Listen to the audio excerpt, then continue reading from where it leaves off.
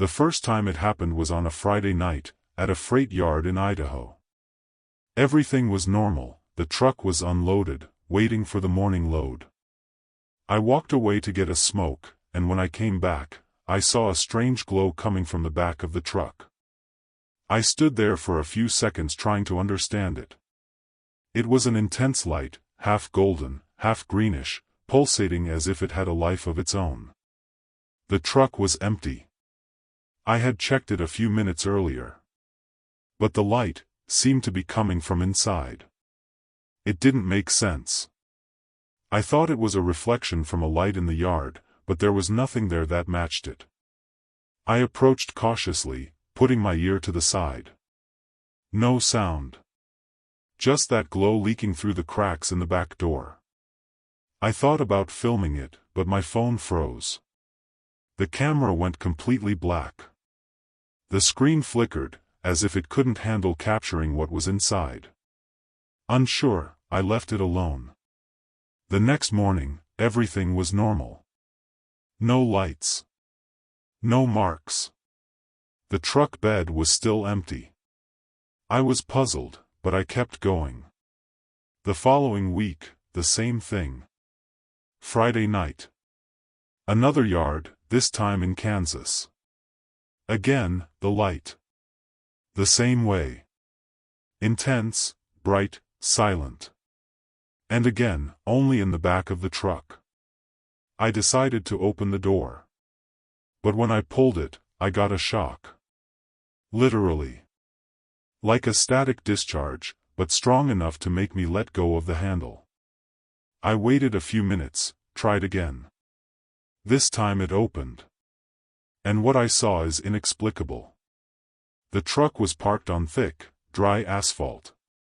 But inside, I saw a forest. Dense, green, humid. And the air, it smelled like wet earth. I stared at it for several long seconds. I didn't go in. I just stood there, staring at that impossible landscape inside my empty truck. It was daytime inside. Natural light, leaves swaying, the sound of a stream in the background. Outside, it was a cold night, the wind was biting. But inside, it felt like spring. I blinked, took a deep breath, and closed the door. When I opened it again, seconds later, all I saw was the metal walls of the truck bed. No forest. No light. It disturbed me. As if I had caught a glimpse of another place, another world. After that, I started to write everything down. The exact time, location, temperature, any detail. The pattern was always the same, Friday, between 9 p.m. and 11 p.m. Always with the truck empty, always in some isolated or poorly lit place. The light would appear, bright and constant, for about 10 to 15 minutes. Sometimes I would just watch. Other times, I would try to open it again, but it was as if something was telling me not to go through the door. And even looking inside, the forest always changed. One time it was a field with tall trees. Another, a trail with fallen red leaves. Never the same. But always with that same good feeling, and wrong at the same time. In the third week, I had the courage to climb a foot inside. I just leaned against it. The ground was cold, normal. But that was enough to change the view inside the truck. The forest darkened. The trees grew denser. And I heard a noise. It wasn't water or wind. It was a footstep. Someone stepping on leaves, way back. I got out immediately. I closed the door without thinking. When I opened it again, everything was gone. Once again, just metal, just emptiness. And a footprint. On the floor of the truck. A small trail, like a bare foot. And it was wet. I started having dreams about that forest. Always the same entrance, always the same light, but with different sounds. A distant song. A voice calling my name. I woke up sweating, with the taste of dirt in my mouth. And the following Friday, when the light appeared again, the back door was already ajar. I swear I had locked it.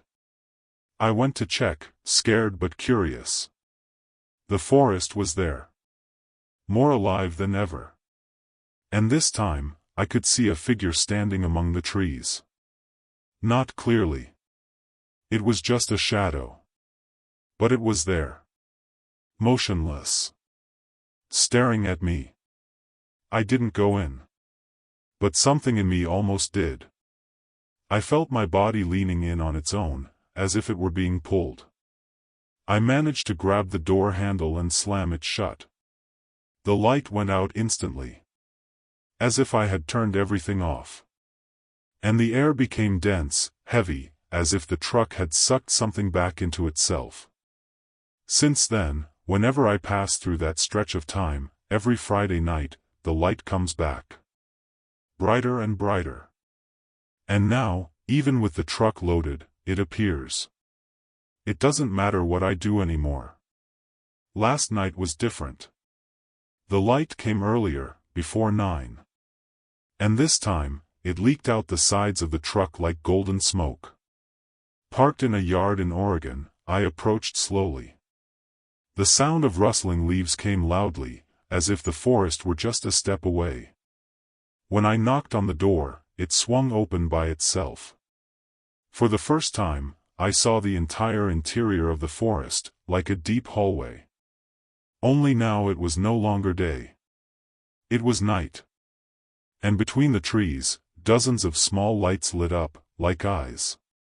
I don't know what stopped me from going in. Maybe it was the fear of not coming back. But the strangest thing was seeing something new. Deep in the forest, I saw my truck parked. Another truck just like mine. Same model, same color, same dent on the side. As if it had been there for a long time. The paint was peeling, the front tire was flat. As if you were waiting for me. For a moment, I thought I was seeing the future. Or a place I'd been before, but never realized. I went back to the cabin and sat there, motionless, until the light disappeared. The inside of the truck was as dark as ever. But the smell of earth and leaves was still there. And, in the rearview mirror, for a few seconds, I could still see the glow of the forest reflected, even with the door closed. This morning, when I went to check, the truck was covered in dust and dry leaves. As if something had gotten in, or gotten out.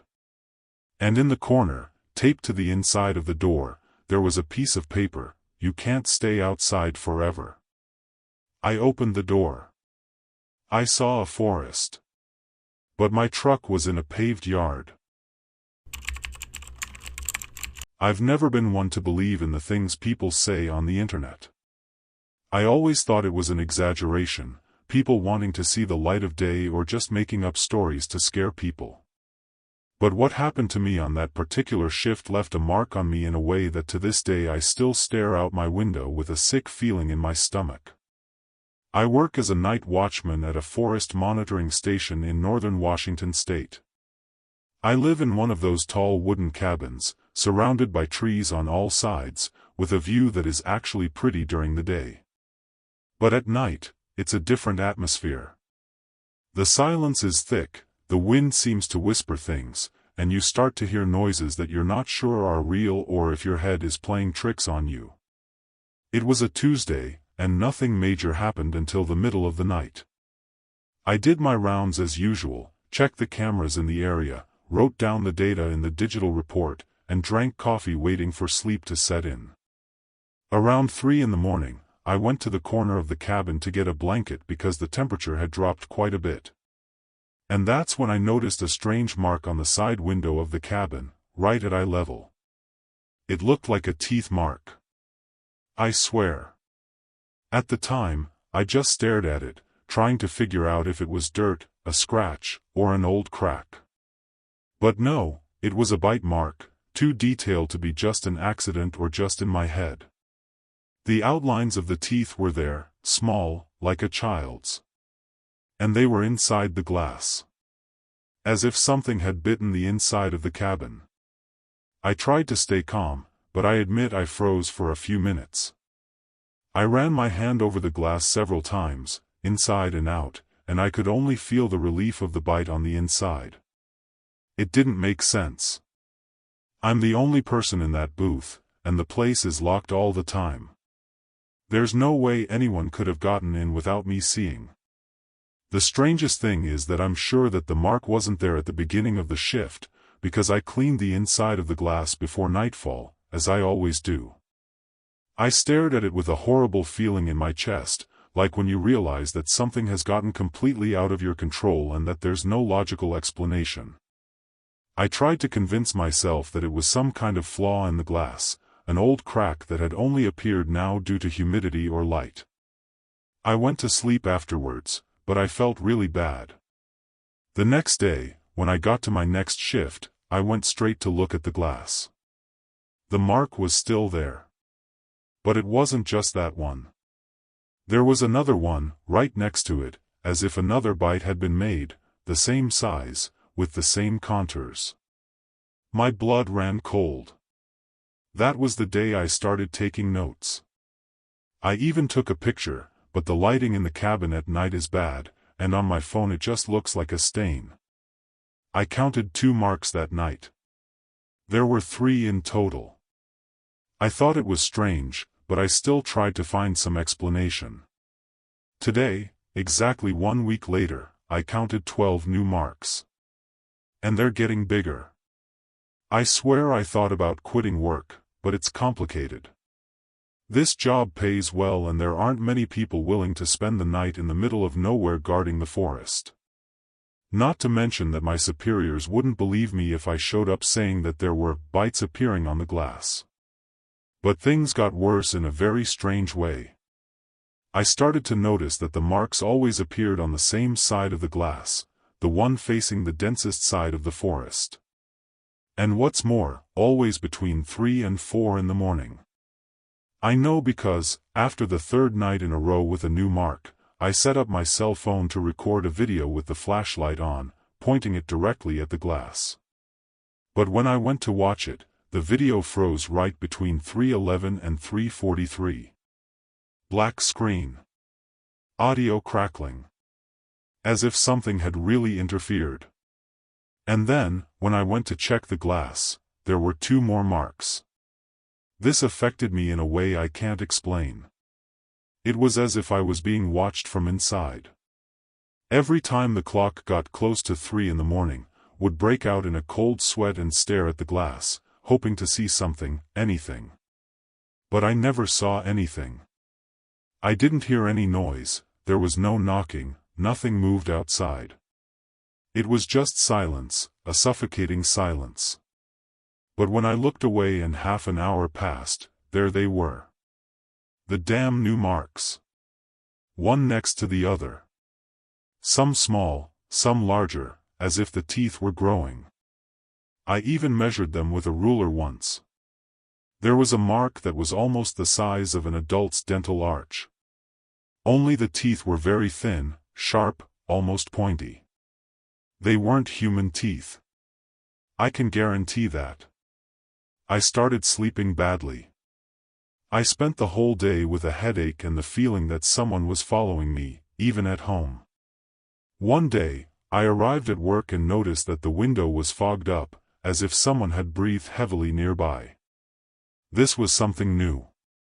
There was a rounded stain of hot breath condensed on the window. And around it, 2 fresh teeth marks. I went to the bathroom in the cabin and threw up. This wasn't normal. There was no way someone could climb the tower and scare me without making a noise, without leaving a trace. The place is isolated, full of sensors.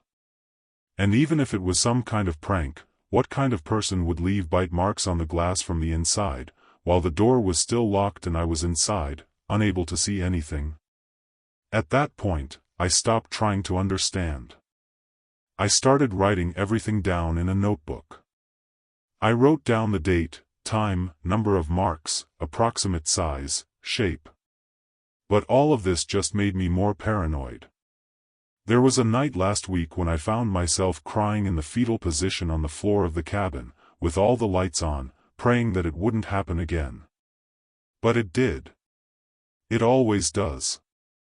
But yesterday was the worst day of all. The marks are no longer just on the bottom of the glass. There's one that appeared right at the top, almost at the top of the window. And it looked like the teeth had scratched it hard, not just pressed it. There was even a fragment of the glass that was loose. As if it keeps growing, it will eventually get through. I don't know what's in there. All I know is that it looks like it's trying to get out. And I'm on the wrong side of the glass. Last night I plucked up the courage and took a brighter flashlight, the kind that illuminates even open fields. I set an alarm for my cell phone to go off at exactly 3 a.m., forcing myself to be awake. When it went off, I was already sitting down, staring at the window, with the flashlight in my hand. And this time, I decided to point it straight at the forest. I spent about 5 minutes shining the light between the trees, without seeing anything, just that pile of trunks and shadows. When I turned the flashlight back on the window, I swear to God, a mark appeared there, right in front of my face. I saw it appear. There was no sound, no warning, no movement. It just appeared. As if it had been made while I was blinking. I fell off the chair and the flashlight fell hard, rolling into the corner. When I picked it up and shined it on the window again, there was another mark on the side. I froze. My fingers were shaking so badly that I could barely hold the radio to call for help. But I stopped before I pressed the button. What was I going to say? There are teeth showing on the inside of the glass. I knew no one would believe me. And, worse, I started to wonder, what if someone decided to investigate? What if it would be worse than simply ignoring it? Maybe these marks only appear because I'm in there. Maybe they're for me. At 5 in the morning, I grabbed my things and left the cabin before it got light. I ran downstairs and went straight to my car. I drove for an hour until I stopped at a gas station, where I stayed in the car for another hour, unable to decide whether to go back or not. Today I didn't go to work.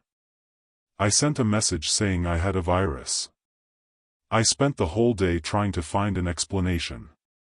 I researched similar cases, looked for reports online, forums about bizarre things, nothing. Most people talk about noises, shapes, objects moving. No one talks about bite marks appearing out of nowhere, inside a locked place. And you know what really screwed me up?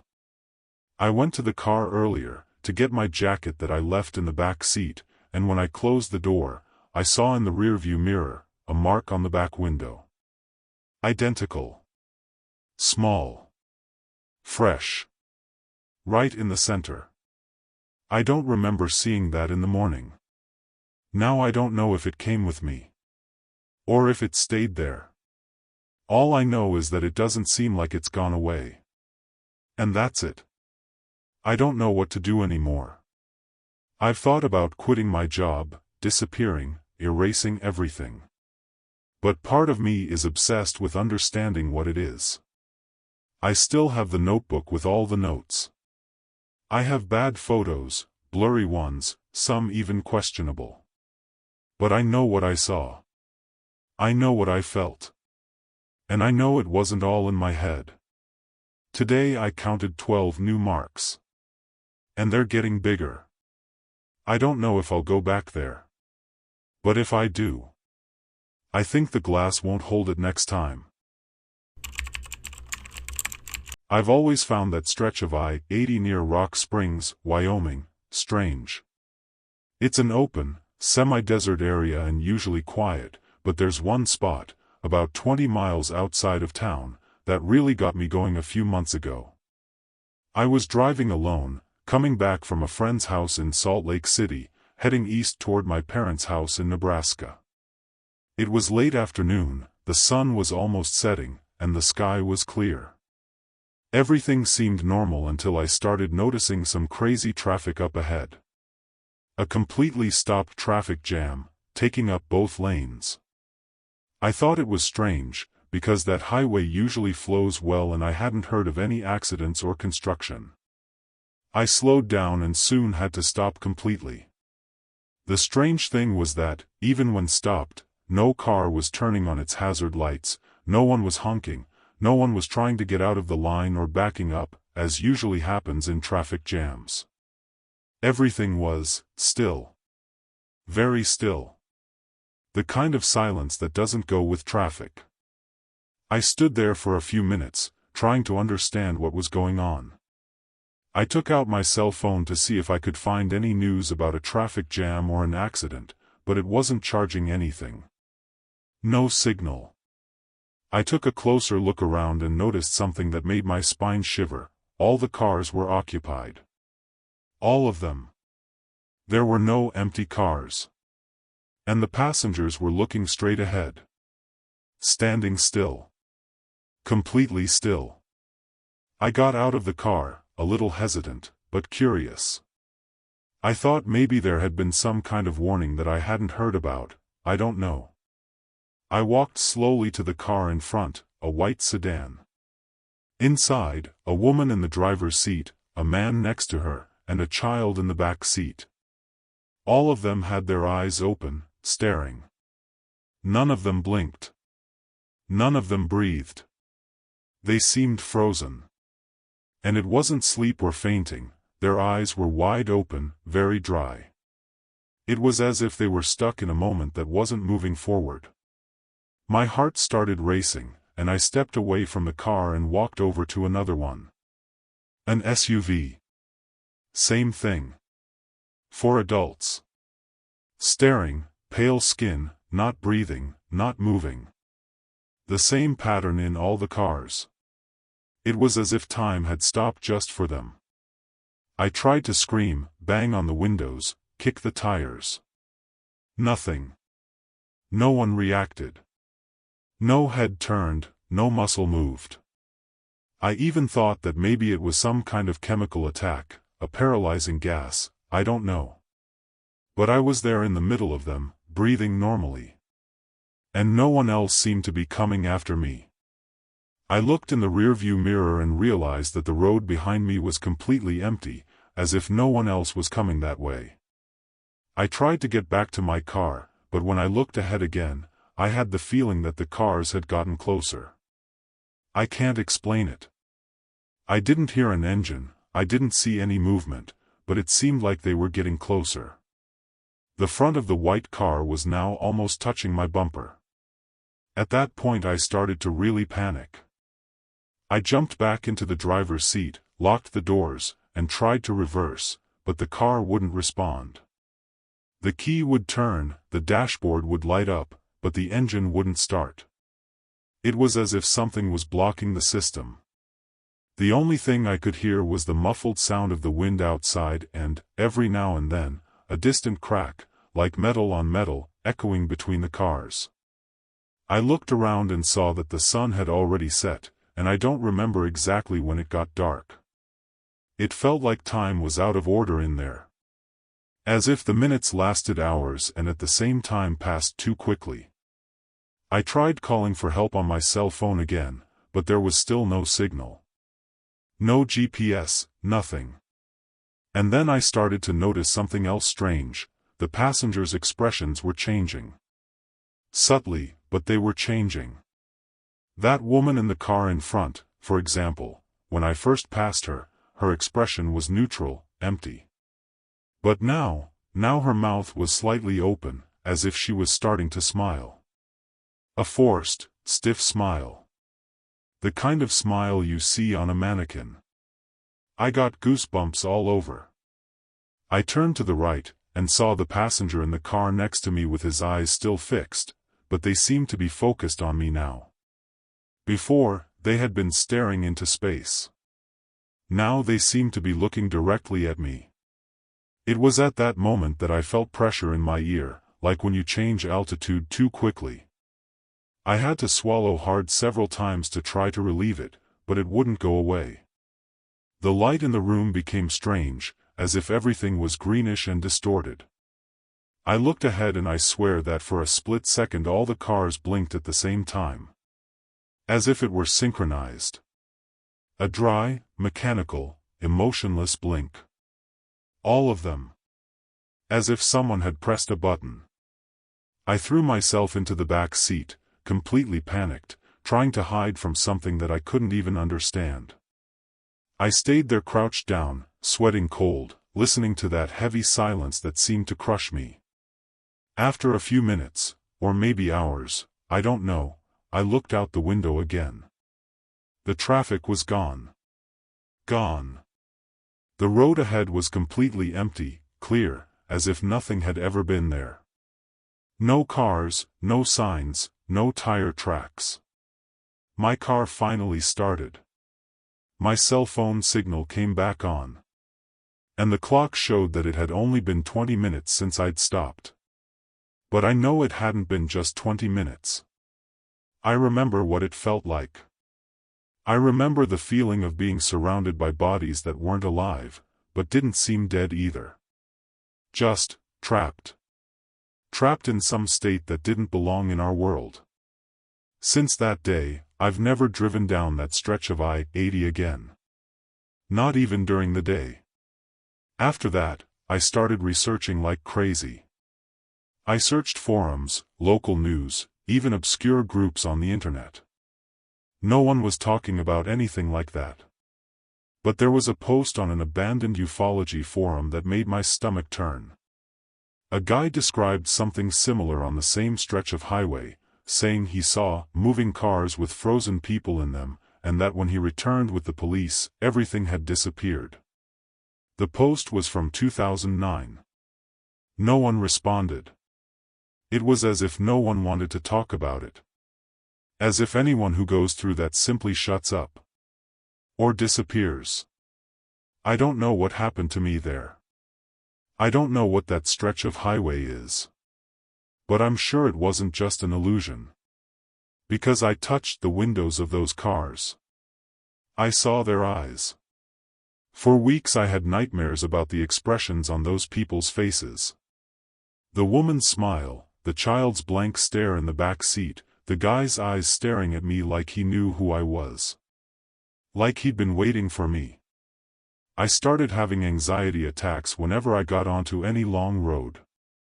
There was one time I pulled over on the shoulder of the road just because I saw two cars stopped in front of me. It was just people changing a tire, but my reaction was instinctive. I can't trust traffic jams anymore. All traffic now seems suspicious. Every stopped car seems ready to pull me back to that spot. Like it's still trying to reach me, somehow. The worst part was a few weeks ago. I was at a roadside diner in Colorado, grabbing a quick bite to eat. When I went to the bathroom, I glanced casually around the parking lot. And I saw a car parked in the corner, its headlights off. And inside it, 3 people.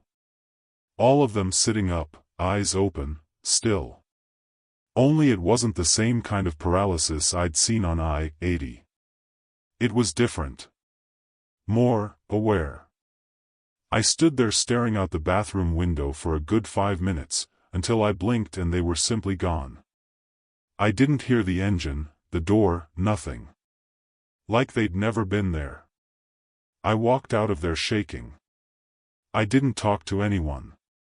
I just got in the car and drove away. Nowadays I avoid talking about this with anyone, because I know it sounds crazy. But I know what I saw. That happened.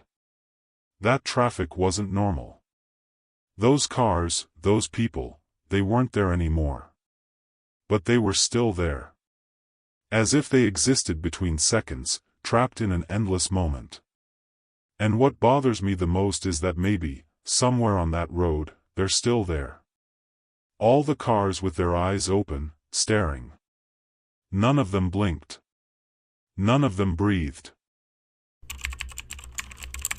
If there's one thing the road has taught me, in almost 20 years of driving a truck across this country, it's that the night holds things that the day doesn't want to see. We learn to ignore a lot of things: figures on the shoulder, figures crossing the road, silhouettes standing in the dark. Usually it's tiredness. Usually. But there's one thing I saw and have never been able to forget. It happened on I-95, between Richmond and Fayetteville. It was one of those silent early mornings, where everything seems dead, and only the truck's headlights make the world exist. I had heard stories among my colleagues about the Interstate Nun. They always told it as a joke, with that tone of road legend. A woman in a black habit, walking alone on the shoulder, always between 2 and 4 in the morning. She never answers, never looks, just walks. And always on the same stretch. I remember the first time I saw her. It was around 3 in the morning. I was heading south. As I was going around a long curve, right before a rest area, I saw her silhouette. She was wearing a long dark dress and a veil. She was walking slowly, almost mechanically. She didn't look at me. She didn't even turn her face away. She just kept walking along the shoulder, on the opposite side. I thought she was someone from a church in the area, I don't know, lost, or having a breakdown. But it was the middle of the night, and there weren't any cars for miles. And she was walking barefoot. That gave me goosebumps, but I kept going. When I told a guy at a gas station a few hours later, he just said, "So you saw her too?" And that stuck with me for days. The second time was 2 weeks later. Same stretch, same time. Almost the same spot on the highway. The figure was there again, walking the same way. No one would be normal there again, in those conditions. I started to get tense. I didn't tell my wife or anyone in my family. But among the truck drivers, I started to realize that many had already seen it. But no one stopped. No one approached. It was like an unspoken rule: you see it, but you don't interfere. Until one night, maybe out of tiredness, maybe on impulse, I broke that rule. It was a cold morning, with a light fog covering the road. I was alone, as usual, listening to soft music and trying not to fall asleep. When I saw her, something inside me froze. This time, she was on my side of the road. Close to the shoulder. 200 meters away from me. And I slowed down. I don't know why. I swear I didn't think straight. I just took my foot off the accelerator and pulled over. The truck was still running, its headlights illuminating her from the side. She stopped. She stood there, facing the woods. She didn't look at me. She didn't signal. And then, she simply turned and walked straight to the passenger door. Without saying anything. She got into the truck without invitation. And pointed ahead. I just drove. The truck was completely silent. I turned off the radio without even realizing it. All I could hear was the engine and my own breathing, which seemed to be held in my chest. I looked at the road, but I could feel her there, sitting, not moving, not making a sound. Her presence was heavy, as if she took up more space than her body would allow. I tried to look at her out of the corner of my eye, discreetly. She was wearing a veil, her face partially covered by the shadow of the fabric, but I could see a little of her skin, too pale, almost gray. Her hands were on her lap, straight, still. The strange thing was that, even though it was dawn, the truck seemed darker than usual inside, as if the light couldn't fill the space around her. It felt like I was carrying something ancient that shouldn't be there. For a long time, she just sat there, staring straight ahead. But at one point, and I remember this as if it had just happened, she turned her head slowly, very slowly, as if her neck were locked. She looked at me. That was it. For a second. A quick glance. But there was nothing there. No emotion. No expression. Like a face that didn't know how to be human. I froze. My hands on the steering wheel were shaking, and for a moment I thought about pulling the truck over to the side of the road and running. But my legs felt stiff, like I was being held back. Like something wanted me to keep driving. I don't know how long she stayed inside the truck. The road seemed endless. Not a single other soul crossed my path. No cars in the rearview mirror, no headlights coming from the other side. It was as if I was driving in a world of my own. Until, out of nowhere, she pointed to an exit, one of those emergency exits for trucks. I swerved out of pure reflex. When I looked at the passenger seat, she was no longer there. It was that simple. No doors were opened, no sound. Just the empty seat. The only thing that remained was a strange smell in the air. It wasn't sweat, nor mold, nor anything familiar. It was sweet and rotten at the same time. And it lingered in the cabin for days. Even though the truck was aired out and clean. I stopped the truck right there and ran out. I stood outside, breathing like I had just come out of a nightmare. I sat on the gravel and stared at the empty road for about 10 minutes, trying to figure out what had happened. When I finally got back into the cab, there was something on the dashboard. An old rosary with dark wooden beads, like the ones you see in old movies. I had never had a rosary inside the truck. Never. I touched it hesitantly, and I swear to God, it was as cold as a rock. But the inside of the truck was hot. It didn't make sense. I put the rosary in the glove compartment without thinking much about it. I just wanted to get out of there. After that early morning, I never saw her again. But I kept hearing stories. A truck driver told me weeks later, at another gas station, about the nun on the interstate. And the funny thing is that he described everything the same: early morning, on the shoulder, driving without looking at anyone. But he never stopped. He said that some people stop, but they're never the same again. When I asked what he meant by that, he just looked at me and said, "You'll understand in time." Since then, I've avoided that stretch of road. Even if it meant detouring for more than 100 miles. I'd rather waste time than risk meeting her again. That wasn't a person. And it wasn't a delusion. I'm sure of it. The strangest part was about 2 months later. My wife asked me to get an old box from the basement, her family's things, photos, and religious objects. When I opened it, along with Latin books and old pictures, I found a rosary identical to the one that had appeared in my truck. Identical. Same type of wood, same markings, same small crooked cross. I showed it to her and asked if it was the same one. She swore she had never seen one in her life. And that the rosary had never been in that box. I didn't even tell her about what had happened on the road.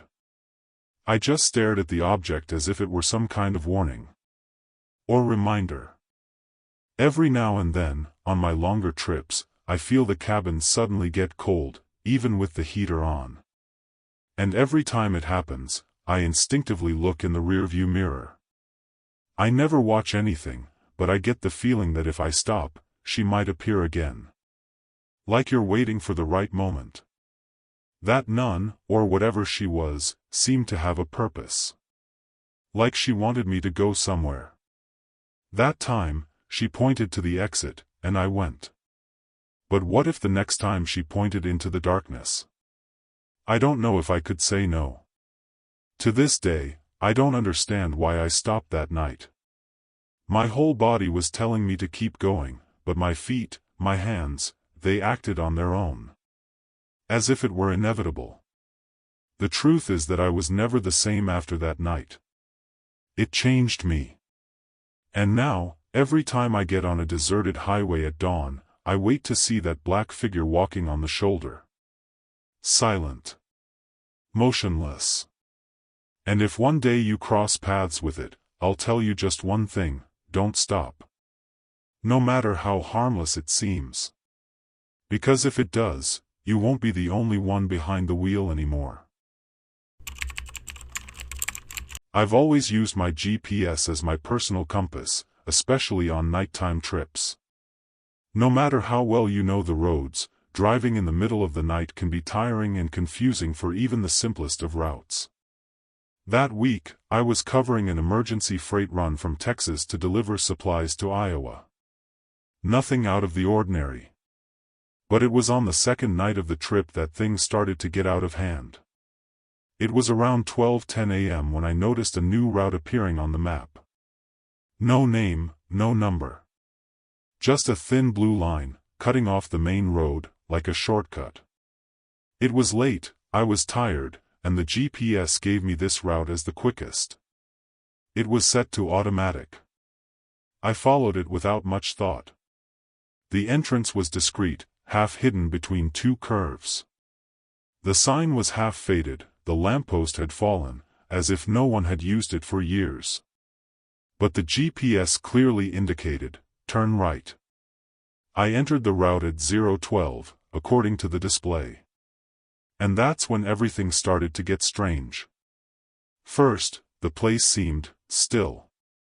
The trees on both sides of the road seemed not to move with the wind. The road was perfectly smooth, as if no one had ever passed by there, but also without potholes or wear. And the light from the headlights didn't seem to reach very far, as if the road swallowed the light. I kept driving, thinking it was just fatigue.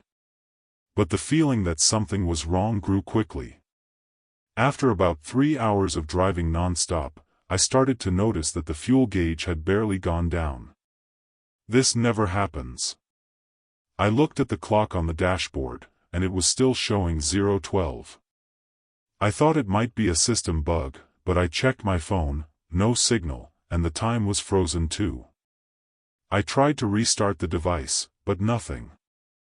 The road in front of me was straight, endless, with no intersections, no exits.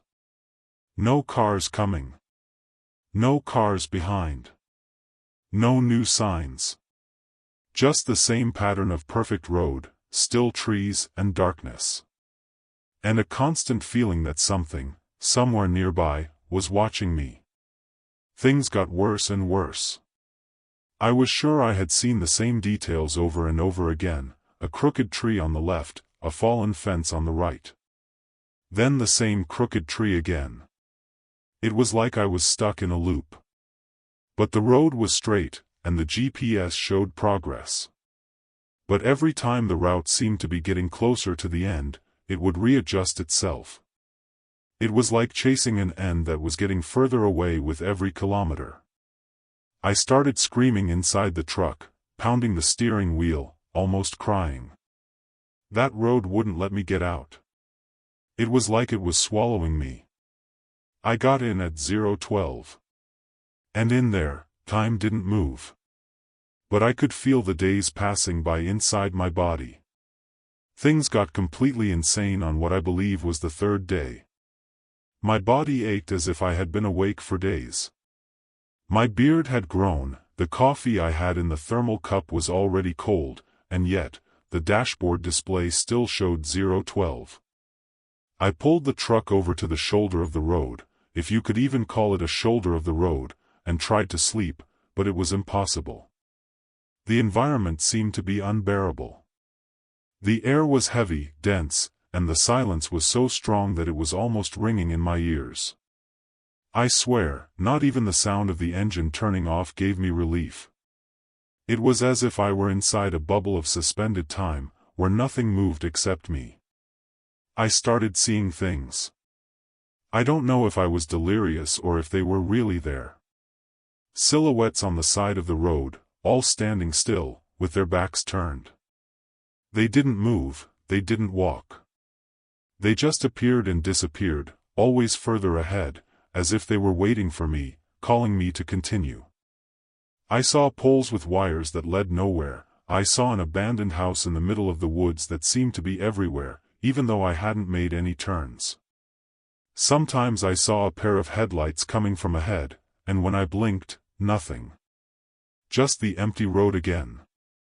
It smelled of old things, of wet wood, but the air was dry. Logic simply didn't exist there anymore. At one point, I realized the radio had turned on by itself. It was crackling, until a voice said something I didn't understand. It was like a quick, jumbled whisper, in English with an old accent, as if it were from an old recording. It repeated the same thing several times. Then it disappeared. Minutes later, it came back. I even tried to write down what I heard, but the words didn't make sense when written down. They seemed to get all jumbled up. I tried to make marks on the panel with a pen, just to know how much time had passed. The panel didn't change. Nothing there changed. Only me. I was getting older inside. Losing track of what was real. On what I thought was day 7, my body was at its limit. I felt dehydrated, my eyes were sunken, and my hands were shaking. And then, out of nowhere, without any warning, the GPS said, "Route complete. Continue straight for 300 meters and return to the main road." I looked ahead and, for the first time in days, I saw a real exit, with normal signs, distant headlights, and the red lights of a truck ahead. I took that turn like I was escaping hell.